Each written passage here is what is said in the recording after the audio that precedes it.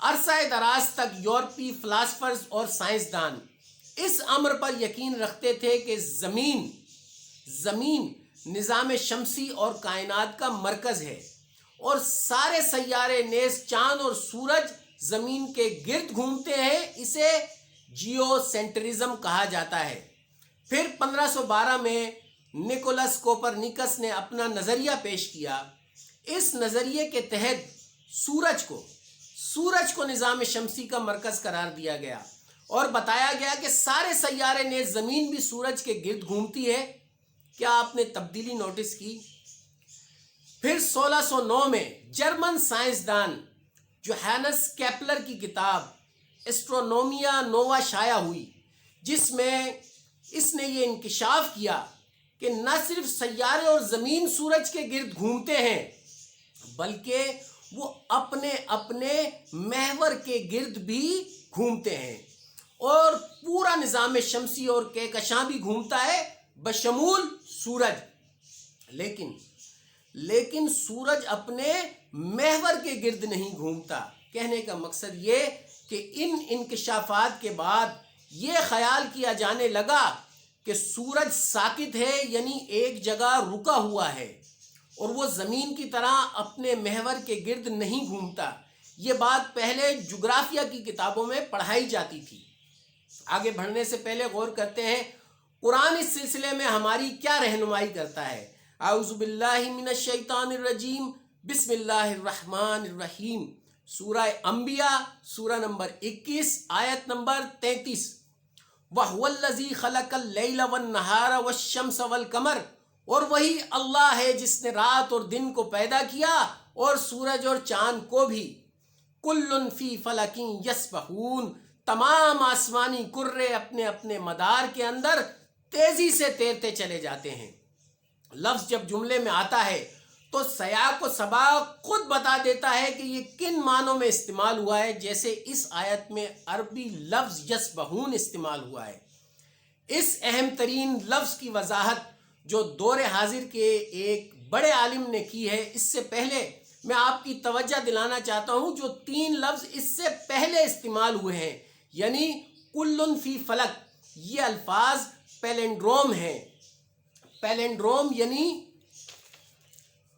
الٹا سیدھا دونوں طرح ایک ہی ہو، یعنی چاہے سیدھی طرف سے پڑھیں چاہے الٹی طرف سے. حروف تہجی پر غور کریں، ایک جیسے حروف استعمال ہوئے ہیں.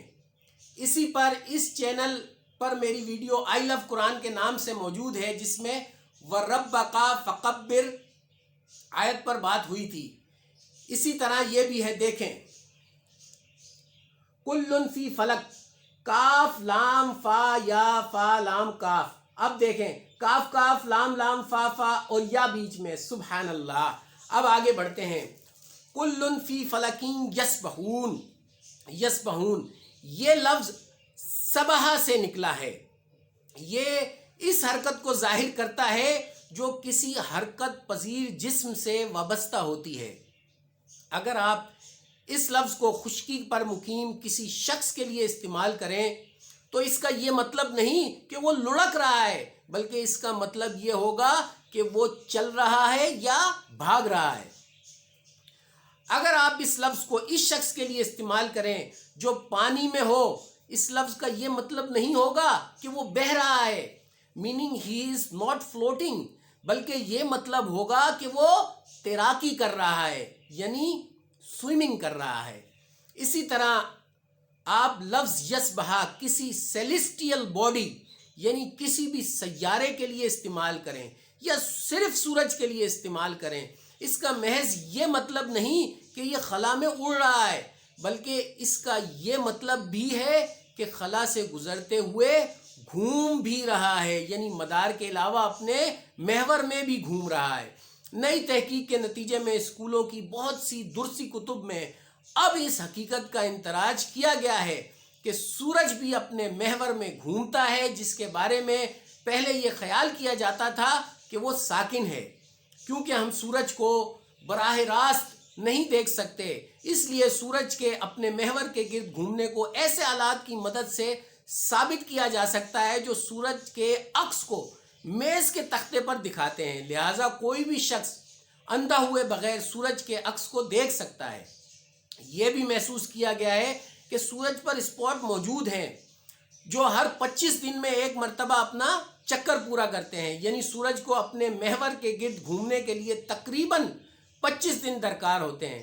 سورج خلا میں 240 کلومیٹر فی سیکنڈ کی رفتار سے سفر کرتا ہے اور ہماری ملکی وے گلیکسی یعنی کہکشاں کے مرکز کے گرد ایک چکر پورا کرنے کے لیے اسے تقریباً 200 ملین برس درکار ہوتے ہیں۔ آپ نے دیکھا سائنس میں نظریات تبدیل ہوتے رہتے ہیں، بہر طور تحقیق ضروری ہے، یہ انسانی زندگی کی ترقی میں اہم کردار ادا کرتی ہے اور آسانیاں پیدا کرتی ہے، علم میں اضافہ کرتی ہے۔ کھول آنکھ، زمیں دیکھ، فلک دیکھ، فضا دیکھ، مشرق سے ابھرتے ہوئے سورج کو ذرا دیکھ۔